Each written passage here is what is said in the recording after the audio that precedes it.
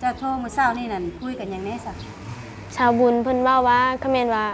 อยากให้น้องเมื่อเว้าพุ่นน่ะเพิ่นสิให้เมื่อบ่แต่เพิ่นก็ยังบ่ให้คำตอบคอมเมนต์ว่าเฮาบ่ให้เมียมานี่เขาคิดว่าเฮานี่เป็นคนป้าเมียพุ่นล่ะนี่ก็เลยว่าบ่ให้คำตอบคือบ่เลือกดูแบบเข้าใจน้ำเอื้อยหั่นนะทั้งที่เฮาเป็นคนเลือดสายเลือดเดียวกันแม่เนาะนโอ้เจ้าคิดตัวนี้ก็ถือว่าเจ็บแฮงอีกตัวนี้ก็ตำใจเลยแม่นบ่ตัว แม่ นี้ นคิดน้องแบบน้องน่ะเป็นหยังคือหรือแบบคือบ่เพียงทางเฮานะเป็นหยังคือพังความทางเขาบ่แม่นว่าก็บ่ฮู้ว่าน้องพังหรือน้องบ่พังเนาะเขาแม่นว่าน้องบ่พังเป็นหยังน้องจังเอารูปให้นั่นให้เบิ่งนะก็บอกอยู่บอก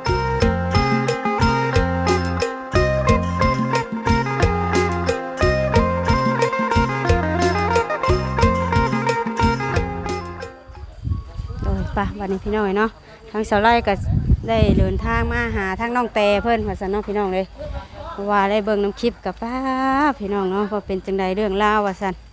คือว่าได้พิษให้กันกับทั้งลูกทั้งผัวว่าซั่นเนาะบ่ฮู้ว่าให้กันเรื่องหยังแน่ว่าซั่นทางเสาไร่ก็ยังบ่ทันได้ฮู้รายละเอียดหรอกพี่น้องเอ้ย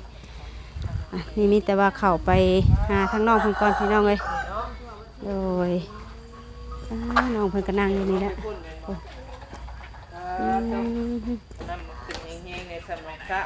โอ้เป็นไงสบายดีน้องแต่บ่ได้เห็นแต่เฮิงเป็นได้ละอยู่ดีมีแห้งอยู่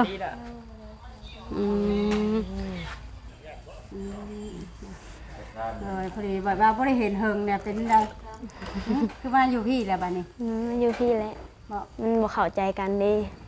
มาแล้วจักมื้อเลยนะได้2 คืนแล้วนอนอยู่นี่2 คืนแล้วนอนอยู่นี่นะแม่น3 มื้อ2 คืนคืออยู่นำนี่บ่นี่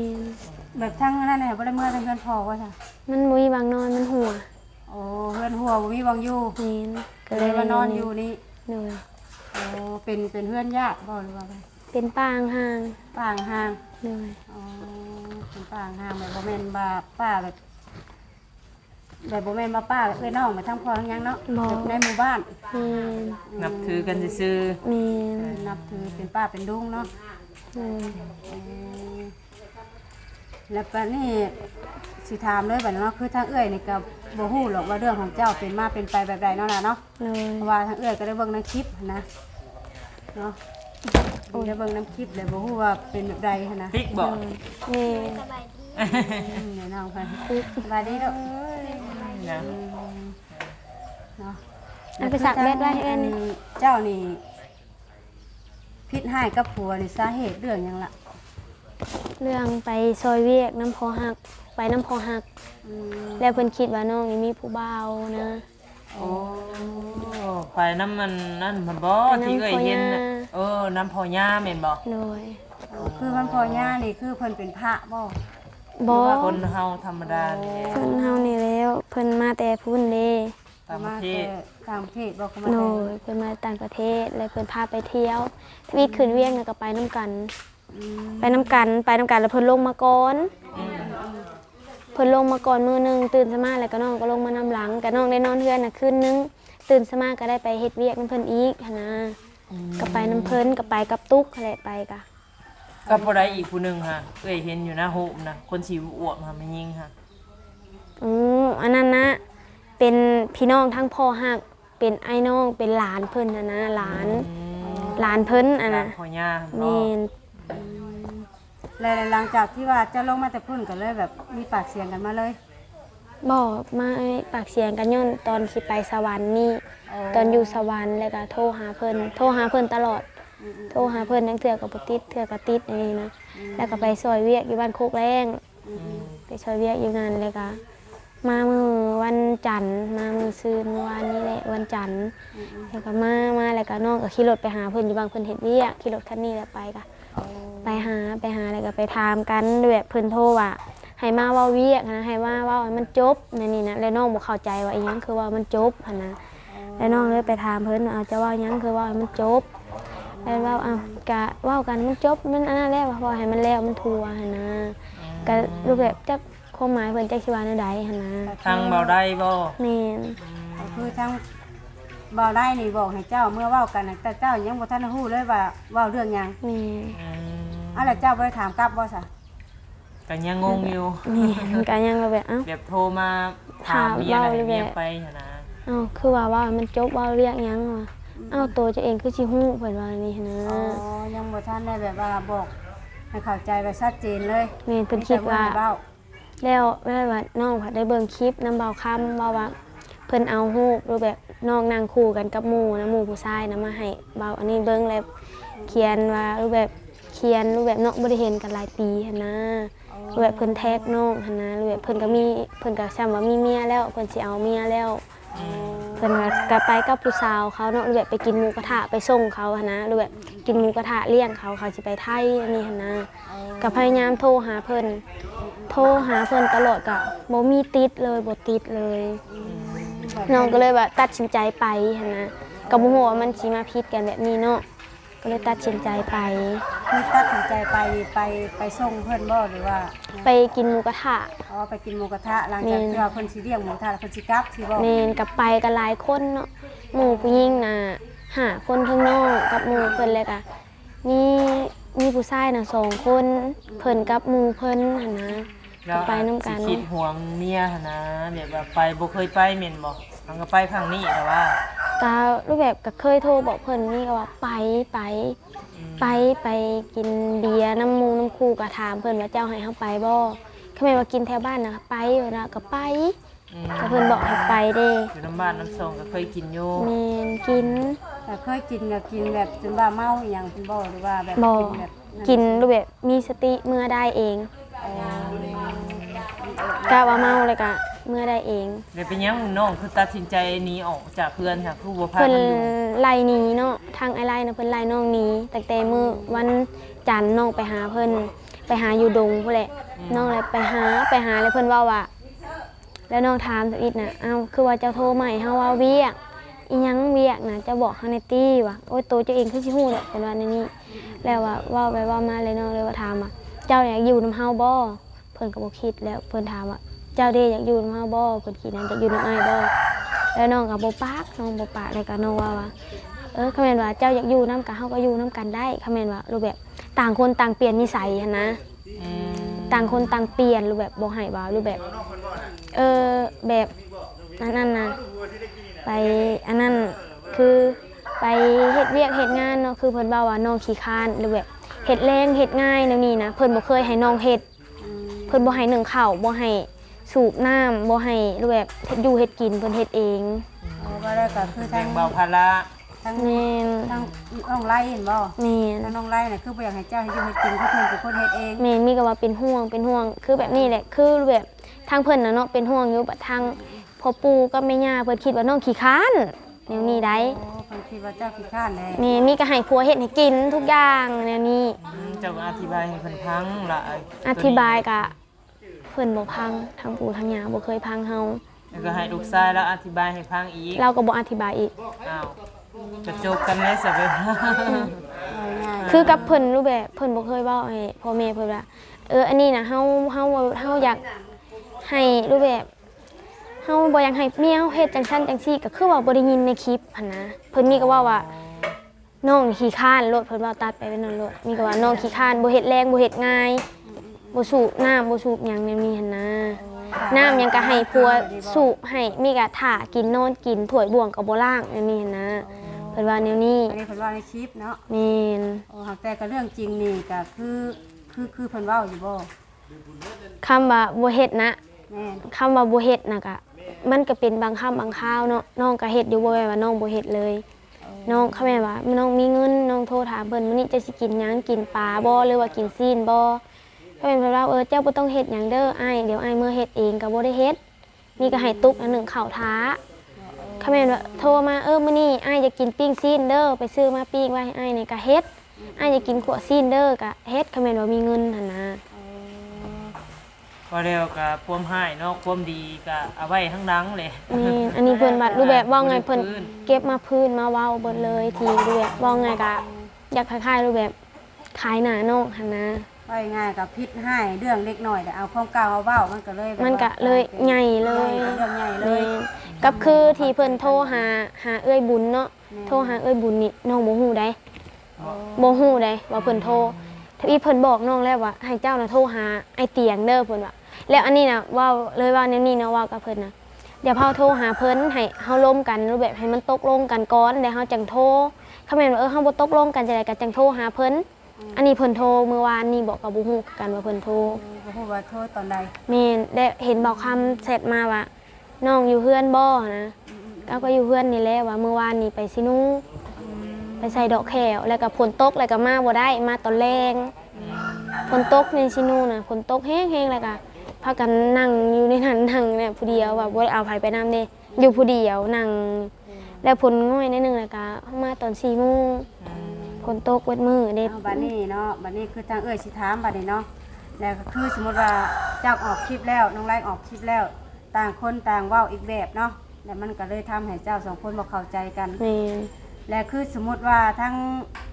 เจ้าจะเย็นขึ้นเนาะแล้วอยากให้เมื่อคุยกันนี่เจ้าก็สิเมื่อแม่นบ่ มื้อทางมื้อน่ะรู้แบบน้องอ่ะอยากเว้า2ต่อ2ก่อนหรือแบบบ่อยากให้ปู่กับย่าหรือแบบมาเว้าก่อนนะหรือแบบน้องอยากเว้ากัน2ต่อ2หรือแบบให้ตกลงกัน2ต่อ2ก่อนนะหรือแบบบ่อยากให้หรือแบบมาหรือแบบน้องกำลังเว้าอะไรเพิ่นมาเว้าคัดนะน้องบ่มักในนั้นน่ะน้องอยากเว้าหรือแบบเว้าเงียบๆ2ต่อ2ก่อน ว่าสองคนเฮาคุยกันนี่สามารถสิลงเอยกันได้บ่ แม่เนาะก็ต้องเว่าแบบนั้นอีกห แต่ รือ ว่า ว่า ยังบ่ลงเอยกันกะไปฮอดเจ้าโคตรลุงตาให้เพิ่นมาบอกมาสอนอีกทีนึงแบบนี้บ่ บ่มีเจะโกรธดวงตาว่าเพิ่นบ่ได้ขอน้อง เอ้า เพิ่นบ่ได้แต่ง กันเลย แม่นยังบ่ได้ขอกันเลย เอาแบบ ยังบ่ได้แต่งบ่ได้ขอ บ่ได้ขอก็แบบว่าคือทั้งปู่กับย่าสินะ ปู่กับย่านั่นก็รูปแบบเนาะเพิ่นก็รูปแบบเพิ่นมีก็เพิ่นรู้น้องอะโทรไปมื้อนั้นโทรไปว่าน้องโทรถามว่าไอ้ไล่ไปไสมันไปลิ้นแล้วอันนี้นะแล้วน้องก็โทรหาเพิ่นก็รับแป๊บเดียวฮัลโหลโทรมายังแล้วน้องก็คิดว่าเวียกเพิ่นก็วางเพิ่นนี่ก็วาง อืม ตั้งแต่คือทั้งใจน้องนี่คือว่าเมื่อก็สิคุยกันสองคนก่อนให้ไปคำคุยกันได้บ่ได้ก็ คอยว่ากันใหม่ ไปว่ากันใหม่ โดย ว่าสิเอาแบบใด โดย แต่พังเบิ่งเจ้าเว้านี่อาจสิ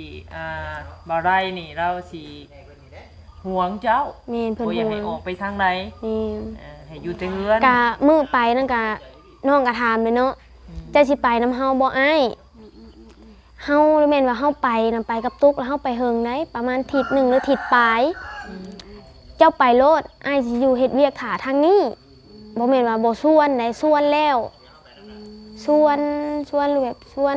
วนไปนะส่วนไปใส่กับไปนํกัน แต่เพิ่นบ่ไป เพิ่นบ่ไปเอง แม่นเพิ่นบ่ไป แบบนี้คือสมมุติว่าหลังจากที่ว่าเพิ่นบ่ไปแล้วเพิ่นก็เฮ็ดเวียกอยู่บ้านท้า แม่น แล้ววันนี้หลังจากที่ว่าเจ้ากลับมาแล้วเพิ่นก็บ่ได้เว้าเลยว่าตอนนั้นเนาะ อืมกลับมามื้อวันจันทร์นี้มื้อวานมื้อซื่อนี้กลับมาแล้วก็ไปหาเพิ่นอยู่ป่าอ้อยแล้วก็พิดกันมื้อวันจันทร์เลยพิดกันแฮง คิด ที่ กัน สุด มื้อนั้นเลย แม่น บ่ได้ตีกันตีละ บ่ โอ้ ว้าวเลยก็ให้กันแล้วก็ โต้ เพิ่นรูปแบบเพิ่นบอกให้มานะเพิ่นว่า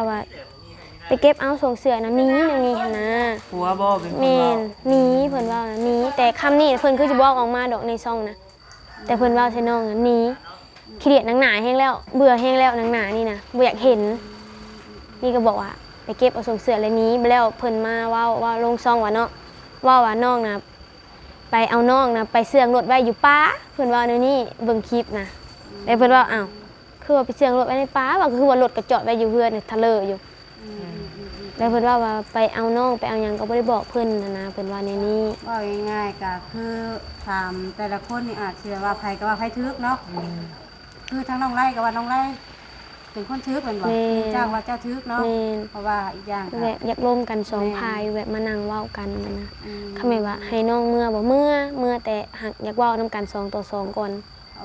ยังบ่พาให้แบบผู้ใหญ่แบบปู่ย่าหรือว่า แม่นบ่อยากจะพาไว้ให้เพิ่นขึ้นไปหานะคำแม่นว่าเว้ากันก็เว้า2ต่อ2ก่อนนี่หั่นนะ แล้วสมมุติว่าบ่ลงเอยกันบ่ได้ได้สาเหตุจังไดแบบนี้ล่ะ ก็บ่จังได้ว่าคือกันแหล้วเนาะแม่นว่าเพิ่นกล้าว่าอยู่นํกันบ่ได้ก็มีก็ไปจากกันแนวนี้หั่นนะ ในเฮือนซานลานเปะนี่ซะ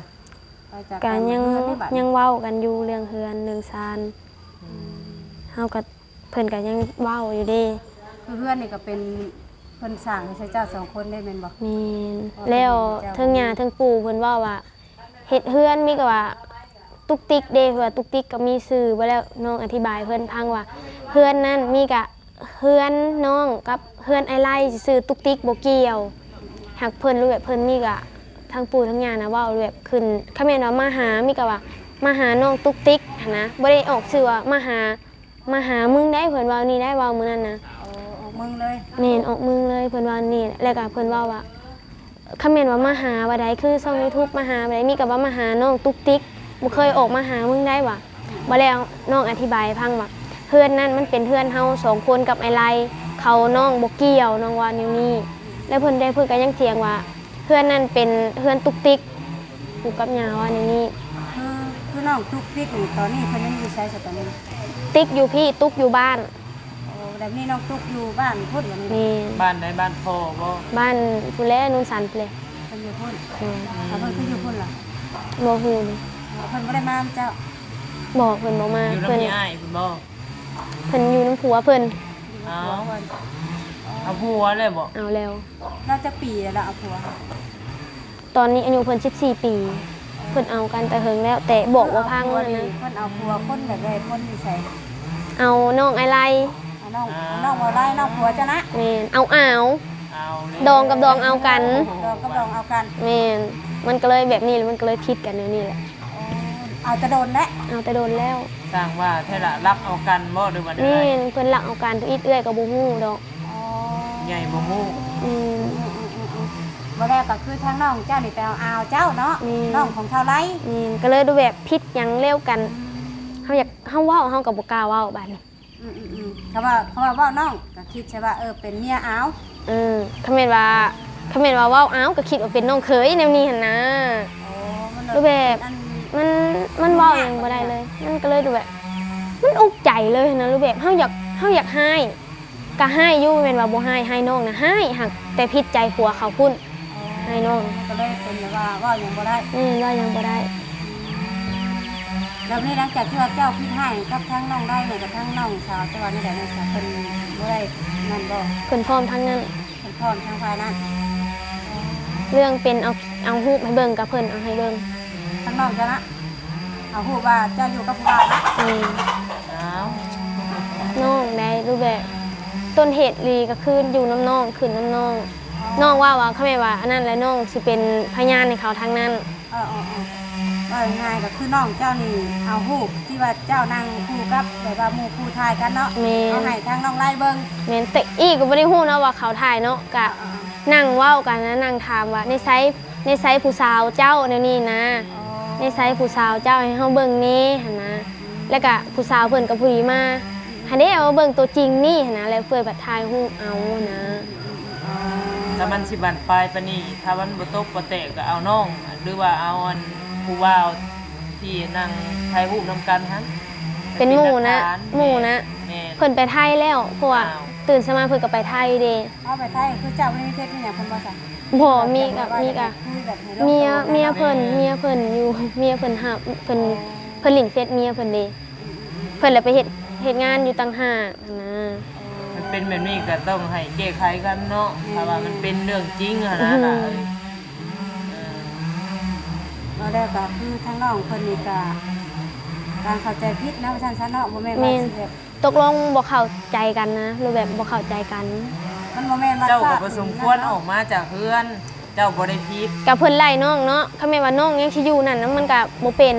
เพิ่นไล่หนี ย่าเพิ่นตีบ่หรือว่า บ่แม่นน้องบ่ได้คิดย่านว่าเพิ่นสิตี แต่น้องบ่อยู่ อ่า ก็เพราะว่าเพิ่นไล่หนีแล้ว คือสมมุติว่าเพิ่นได้นี้เนาะสมมุติเพิ่นได้นี้คำเจ้าคิดว่าเจ้าบ่ได้เฮ็ดผิดหยังเนาะก็อยู่ก่อนเพิ่นไว้ได้ก็ย่าแบบอยู่ก่อนสินะล่ะ บ่รูปแบบคือน้องคิดแนวนี้เนาะเพราะว่าน้องเคยเห็นปู่ย่าน้องเนาะรูปแบบคำแม่นว่าน้องยังอยู่นั่นแหละเพิ่นยังขึ้นซ้ำเติมน้องคู่มือแม่นว่าเรื่องมันเป็นแบบนี้น่ะน้องจังมานะเพราะว่าตั้งแต่เก่าแต่น้องก็เคยเห็นมาแล้วปู่กับย่าน่ะคำแม่นมีชุดหนึงตั้งแต่เฮิงเลยเพิ่นเคยไล่น้องหนีปู่นี่ตั้งแต่ชุดอ้ายมือเอาไก่ตัวเดียวนั่นพิษก็ย้อนไก่ตัวเดียวนั่นเพิ่นก็เลยแล่นรถไปน้องก็ตนได้ไปรีแล้วไปเอิ้นใส่ตุ๊กกับติ๊กแหละใส่เอื้อยมึงน่ะบอกมันหนีเด้อหนีมื้อนี้ว่านี่แหละ คืออันนั้นที่ผ่านมาน่ะเนาะ แม่นแต่น้องก็เก็บไว้ในใจ ก็คือมีแต่ว่าย่าได้เนาะนางเนาะตัวที่อดีตก็ปล่อยไป เอาขณะเขายังเก็บคนมาเว้าเบิด ผัวไอ้ไล่น่ะเก็บขึ้นมาเว้าเบิดเลย เครื่องที่ผ่านมาก็คือว่าทางนั้นก็เว้าเนาะ เว้า แต่ว่าถ้าเป็นไปได้เฮาบ่อยากให้เว้าเรื่องอดีตเนาะ แม่น เพราะว่ามันสิ น้องก็ คุยขึ้นมาแล้วมันสิ น้อง เป็น ก็ เรื่อง เลย ยาว บ่อยากให้เว้าเป็นเรื่องอดีตเรื่อง ก็ อะไร เว้าง่ายๆเด้อล่ะเด้อ ไหนเว้าเรื่อง บ่แม่น ปัจจุบั ว่าน ทั้งเอ้ยสอน แม่น แต่อันนี้ก็เอาไปไต่ตองเบิ่งเนาะว่าเว้าถูกหรือว่าผิด แม่นกับที่เพิ่นก็เนาะให้เว้าหยังก็ให้คิดก่อนแล้วจังเว้า อันนี้เพิ่นเว้าก่อนเพิ่นจังคิด เพราะทางที่ดีนั่นเจ้าน่ะบ่ควรออกมาเจ้าบ่ผิดวันนี้เขาสิคิดว่าเจ้าผิดได้จากผมออกมาน่ะ ถ้าแม่นว่าน้องอยู่นั่นน้องพอดีน้องสิตายก่อนมาเว้า เอาคือว่าสไตล์ก่อนแหละ รูปแบบมันหลายอย่างเลยที่เพิ่นว่ามาเว้ามาหยังแนวนี้นะรูปแบบคือแม่น้องบ่อยู่พุ่นน่ะพอแม่เพิ่นแฮงสิขึ้นมาเว้าคู่มือ เจ้าก็ยาเฮาเจ้ายังบ่ฮู้สุดฮู้ปลายก็บอกเพิ่นจังซั่น บอกเพิ่นก็บ่พัง ว่าเพิ่นสิเว้าบ่ยาเลยแม่นบ่ ขนาดมื้อวานนี่เพิ่นโทรมาเว้าน้ำป้าเพิ่นยังให้ป้าเพิ่นยังลามฮอดป้ามาแล้วน้องก็เลยเว้าว่าเอ้าเป็นหยังคือว่าเว้าฮอดป้าฮอดหยังนะเพราะว่าเพิ่นบ่ฮู้นำ กับที่เพิ่นปัญหาว่าเป็นหยังที่มึงออกมาจากเฮือนน่ะเป็นหยังมึงคือบ่ลงไปหากูเอาลงไปได้ก็น้องลูกเพิ่นน่ะไล่หนีแล้วหรือแบบน้องก็เลยว่าน้องนุ่งจะน่ะเก็บเมื่อบ่โลดว่าเมื่อบ่โลดว่าหนีว่ะแนวนี้หั่นนะไล่หนีเลย ยังบ่ถามกกปลายสาเหตุมีแต่ให้หนีไปก่อน แม่นให้หนี อันนี้ก็คือแบบภายทั้งเมย่านี่เนาะ แม่น ที่ว่านี่เนาะ แม่ ว่าน น้อง ผัว แพนถูกไล่หนีจากกบออกมานี่ เพิ่นบอกให้หนีกันมา ตั้งแต่ว่ามาอยู่นี่ได้โทรคุยกันกับทั้งลูกทั้งผัวแบบนั่นน่ะบ่ มื้อเช้านี่โทรอยู่บ่ฮอด5นาทีกำลังสิเว้าเวียกเพิ่นมีกะวางเมื่อวานนี้น้องพยายามโทรหับอยู่หับบ่เกินนาทีหนึงก็วางตัดสายไป เจ้าโทรมื้อเช้านี่นั่นคุยกันหยังแน่ซะ ชาวบุญเพิ่นเว้าว่าคอมเมนต์ว่าอยากให้น้องเมื่อเว้าพุ่นน่ะเพิ่นสิให้เมื่อบ่แต่เพิ่นก็ยังบ่ให้คำตอบคอมเมนต์ว่าเฮาบ่ให้เมียมานี่เขาคิดว่าเฮานี่เป็นคนป้าเมียพุ่นล่ะนี่ก็เลยว่าบ่ให้คำตอบเพิ่นว่า คือว่าได้ได้ยินเบาได้แล้วเว้าเมื่อวานนี่ว่าถ้าว่าลูกเมียมาจะให้ทางอันน้องนี่เปลี่ยนแปลงอีหยังก็เปลี่ยนแปลงหลายแล้วเขาว่า หากมันก็สิเป็นคือเก่าบ่หั่นน่ะรูปแบบเนาะเฮาแบบเฮาเคยผิดเคยให้ก็แบบนี้แล้วคอมเมนต์ว่าทางเปลี่ยนน่ะเปลี่ยนเนาะก็อยากให้เราเปลี่ยน อันนี้ก็ยังให้เพิ่นเปลี่ยนรูปแบบเป็นการเพื่อเอาการจานะคิดก่อนจังเว้า แล้วคือเจ้าอยากให้เราเปลี่ยนแล้วเจ้าก็สิเปลี่ยนคือกันบ่ เปลี่ยน กะว่าสิเฮ็ดได้อยู่บ่ ได้คอมเมนต์ว่าที่คนดีที่เพิ่นว่าสิเปลี่ยนนะคอมเมนต์ว่าเปลี่ยนกับเปลี่ยนเบิดสองพาย เว้าแล้วก็เปลี่ยนนิสัยเปลี่ยนกันพูดกันจ้าบัดนี้ แม่ เนาะ นให้เว้ากันจานะคอมเมนต์ว่าเฮาอยากเว้าหยังเฮาอยากให้หยังมาโดยเฮาอยากไปให้ใส่มากก็อย่าเฮาต้องคิดก่อนแล้วจังสิมาเว้าใส่เมียมาเว้านำเมียแนวนี้หัน ห นะ รือว่าต้องถามกันด้วยเหตุด้วยผลก่อน แม่น บ่ให้ใส่อารมณ์เนาะ แม่นบ่ให้ใส่อารมณ์ คอยพังเจ้าพังคอย แม่น แต่ว่าแบบนี้แล้วนางเลยคือใจเย็นเลยจังเมื่อคุยกันเด้อ อืม ก็คือช่วงนี้มันก็ยังฮ้อนอยู่เนาะก็บ่คำว่าฮ้อนกับฮ้อนเมื่อน่ะมันสิเป็นอันบ่เข้าใจนี่แต่ว่าใจเย็นก่อน เจ้าใจเย็นแล้วใจเย็นเนาะแล้วก็เมื่อคุยกันบัดนี้ โดย สิเอาแบบใดเนาะสิคุยกันได้บ่หรือว่าคำคุยกันเข้าใจก็สามารถอยู่ร่วมกันได้ โดยคอมเมนต์ว่าคุยบ่เข้าใจกันก็คือต่างคนต่างไป ต่างคนต่างไปแล้วคือเพื่อนชาติก็คอยให้ทางผู้ใหญ่เพิ่นพิจารณาเอา แม่น สิให้เฮาสองคนพิจารณาบ่ได้แม่นบ่ แม่น เพราะว่ามันบ่แม่นของ คือ รา เพิ่นเว้าว่าเรื่องเฮือนเรื่องซ่านเนาะเพิ่นไปเว้าใส่ซ่องสาวบุญบ่ซ่องบ่าวจิตบ่เพิ่นเว้าว่าน้องน่ะส่วนเพิ่นขายดินบ่แม่นน้องบ่ได้เคยส่วนขายมีก็น้องถามว่าคันแม่นเฮาปะกันน่ะดินน่ะปะไว้นั้นหรือว่าเจ้าอยากเจ้าสิเฮ็ดแนวใดเลยเพิ่นว่าว่าขายเพิ่นว่านี่เพิ่นเว้าก่อนหันนะเอาขายรูปแบบขายแลเขายกให้เจ้าขายได้เท่าใดโทรมาหาอ้ายราคาน่ะว่าแนวนี้ อืมก็คืออันที่ว่าขายหรือว่าระเบ้าประชดเจ้าประจักษ์ บ่แม่นเรื่องจริงเลย คิดกันบ่นี่ตอนนี้ แม่น ตอนเว้าเรื่องนี้ แม่น คิดกัน อันที่ว่าเรื่องว่าขาย ถ้าแม่นเรื่องประชดกับเรื่องหยังอ่ะน้องเข้าใจถ้าแม่นว่าคำใดเพิ่นประชดแล้วน้องเข้าใจกับที่เพิ่นนะรู้แบบบ่ฮู้เลยว่าถ้าแม่นว่าน้องว่าหยอกบ่น้องว่าแท้บ่มีกับเพิ่นคิดว่าน้องเว้าอีหลี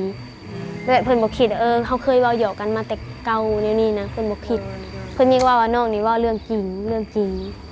อันคือที่น้องว่ามานี่มันแม่นจริงบ่แบบบ่ได้แบบเว้นเจ้าแต่งเรื่องบ่แม่นเนาะ บ่ เอาแต่คำน้องไล่มาเว้านี่น่ะ แม่น กับที่คำที่เพิ่นเว้าใส่น้องน่ะเพิ่นบ่เคยเว้าลงช่องแนวนี้ ความดีของน้องนะ บ่เว้ามีก็เว้าความชั่วเลยความชั่วออกไปเลย แล้วความดีที่ผ่านมาที่เคยอยู่ร่วมกันนี่ก็คือแบบบ่ได้มาเว้าเนาะมีแต่เอาเรื่องแบบว่าอดีตที่ว่าเคยให้เคยหยังกันออกมาเว้านั่นก็เลยเป็นการที่แบบว่าบ่เข้าใจผิดแต่ก็มีแต่ กับเพิ่นรูปแบบเพิ่นใจฮ้อนเนาะคือน้องเว้าหยังกับเพิ่นเลยนี่ก็รูปแบบตีรูปแบบลงมือตัวเองนะรูปแบบไปสัตว์นั่นสัตว์นี่นะน้องก็บ่มักคำนี้นะรูปแบบเฮาให้หยังเฮามาเว้ากันตรงนั้นรูปแบบบ่ให้อันนั้น เมียเลยตีนี่ตีหันให้ แม่ เบิ่งนะ นตีนี่ตีหันแหละ ถ่ายแบบเฮ็ดใส่เมีย ใช่ บ่มักแล้วน้องเลยว่าบ่มักเจ้าเปลี่ยนถ้าเฮาว่าแล้วเพิ่นนี่ก็สิเปลี่ยนแล้วก็ผิดกันก็คือเก่า คือเก่า คำแม่นว่าเจ็บไผก็เจ็บตัวเองคำแม่นเฮ็ดแนวนั้นน่ะก็ย้อนหยังก็ย้อนเป็นห่วงเพราะว่าเฮาบ่อยากให้รูปแบบไปสัตว์นั่นสัตว์นี่ไปตีนั่นตีนี่นะบ่ให้เฮ็ด แล้วก็คือตามที่ว่าได้คุยกันเมื่อกี้นี้เนาะตามที่เจ้าได้คุยกันตามที่อันว่าเจ้าว่าตอนที่ว่าเพิ่นว่าบ่มานั้นเนาะ แม่น ก็คือปัญหาที่ว่าเพิ่นบ่มานี่เฮาก็บ่ฮู้เหตุผลของเราเนาะ แม่นบ่ฮู้ อ่า นี่ก็เพิ่นว่า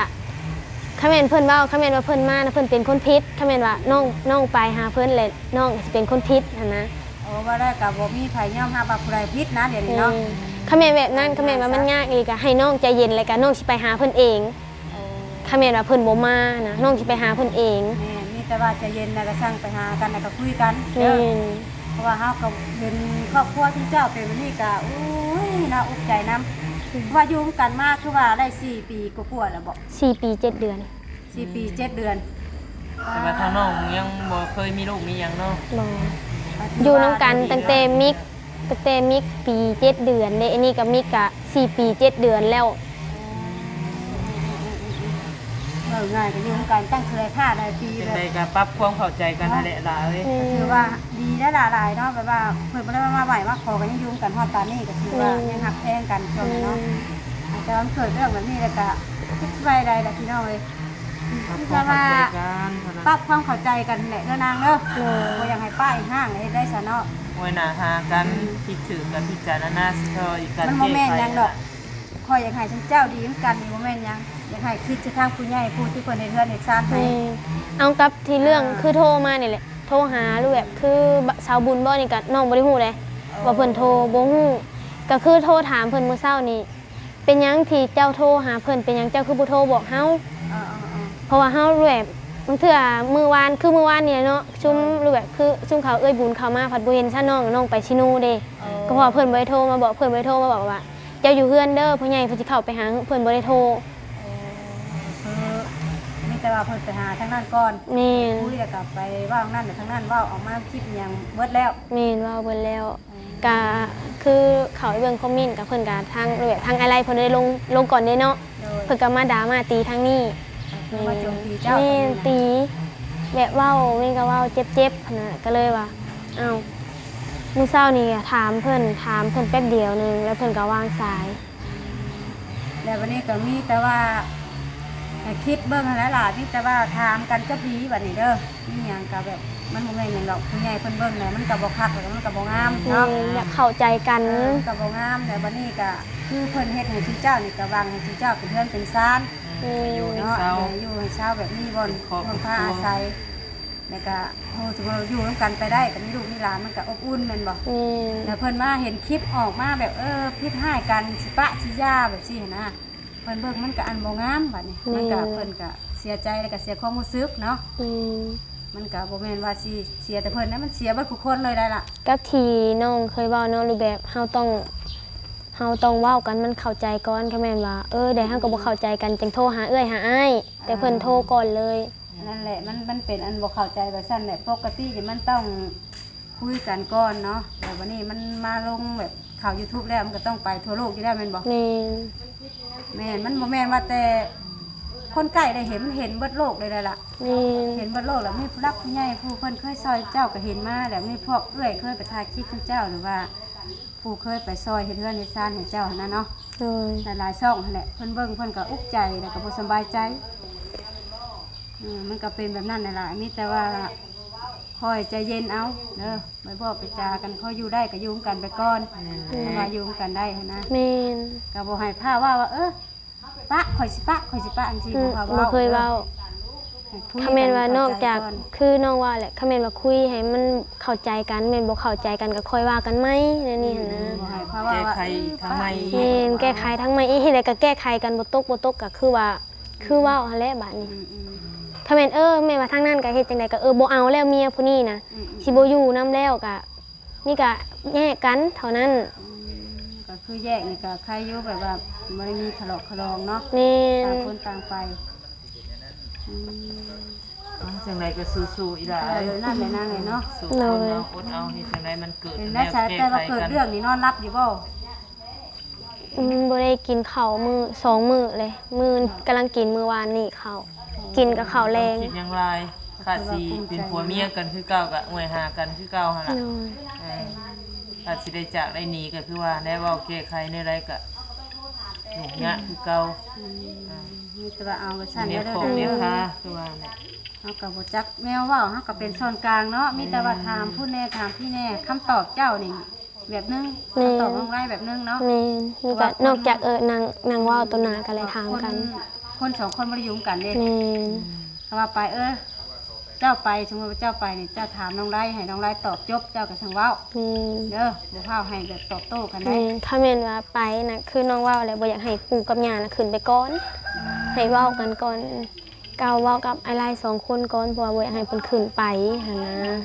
ปัญหาที่ว่าเจ้าบ่อยากให้ทั้งผู้ใหญ่อันปู่ย่าขึ้นไปนี่ก็คือย่านเพิ่นแทรก แม่น เป็นหยังคือว่าย่านเพิ่นแทรกล่ะ แบบญาติเพิ่นมาเว้าหั่นนะเว้าตัด เรียนส หั่น อด นะ ทำอยากสอดทำในกับตัด ถ้าแม่นว่าเว้ากันก็ให้เว้ากัน2คนก่อนหั่นนะก็เพราะว่ายังบ่ได้เว้ายังค่าพิษกันนี่ยังบ่ได้เคยเว้ากัน2ต่อ2เลยเพราะว่าคือน้องโทรไปเพิ่นมีก็ว่างนั่นนี่นะ แต่เจ้าเคยคุยกับย่าอยู่ว่าค่ะผิดกันมันนี่ได้โทรคุยอยู่บ่ คุยแต่เพิ่นเว้ารูปแบบบ่พอใจนะคือน้องพิษนี่แหละเพิ่นเว้านะปู่เฮงกระเตกว่าน้องนี่มันรูปแบบมันชั่วมันบ่ดีนั่นนี่เด้ว่าแนวนี้แหละว่าใช่นะ ทั้งๆที่เฮาก็ยังบ่ทันได้ฮู้เลยว่าเฮาทำสวยหยังแม่นบ่ แม่ ยังบ่ทันได้ฮู้โตเลย ยัง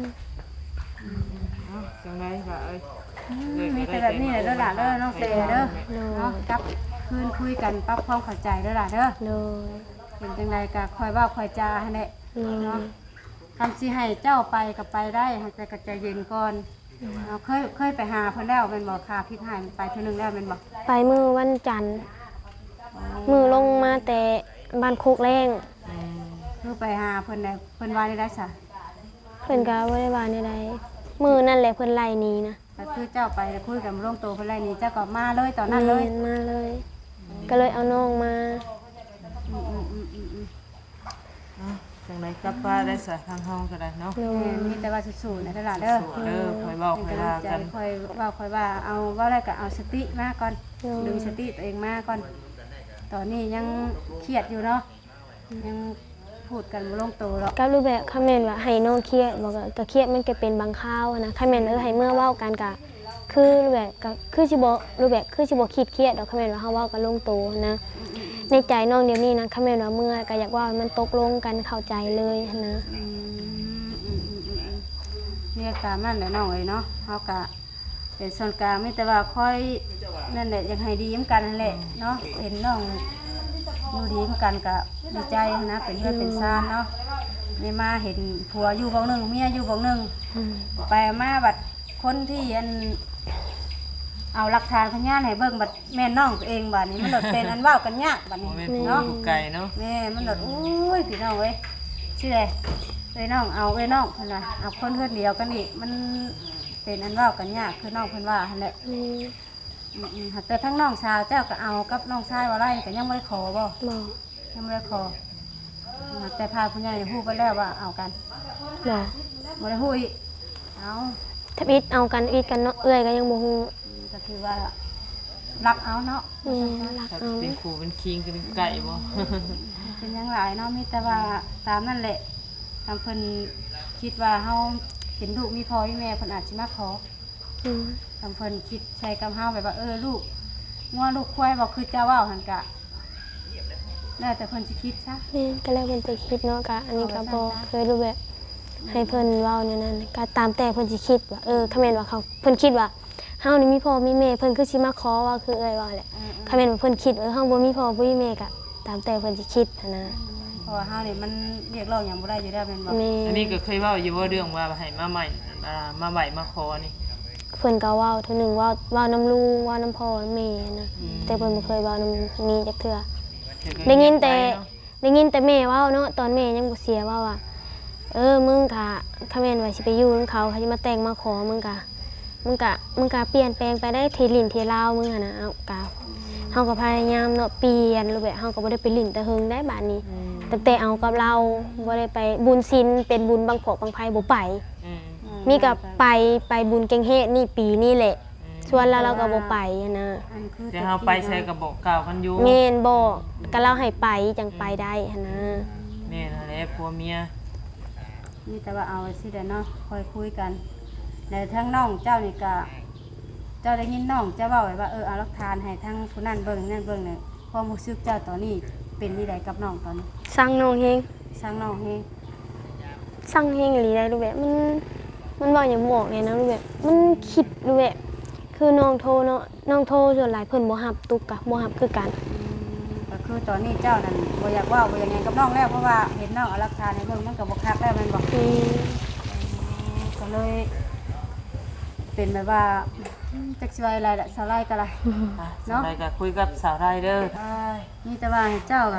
กับน้องนี่ตั้งแต่ว่าเพิ่นเอาหลักฐานให้เบิ่งก็คุยกันก็แบบบ่เข้าใจแม่นบ่ บ่เว้านำกันเลยนะ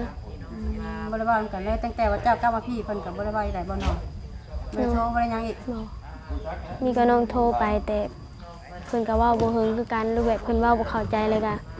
น้องก็บ่อยากเว้าเนี่ยน้องก็วางสายแต่เพิ่นก็บ่เคยโทรมาหาเอื้อยเลยเด้ เฮาขอให้ใจสบายเดี๋ยวก็สมมุติว่าน้องเจ้าเป็นหันเป็นนี้ค่ะแต่ว่าเลยมาหาเจ้าก็สิบ่ปะบ่ถิ่มน้องติ ก็เรื่องนั้นคิดเบิ่งก่อนเนาะ ตอนนั้นคิดก่อนเนาะเดี๋ยวว่าก็คิดเห็นความดีด้วยว่าใหญ่มานำกันเนาะล่ะเนาะ แม่ มีแต่ว่า กับที่น้องเครียดนะเนาะเครียดตุกน่ะเครียดว่า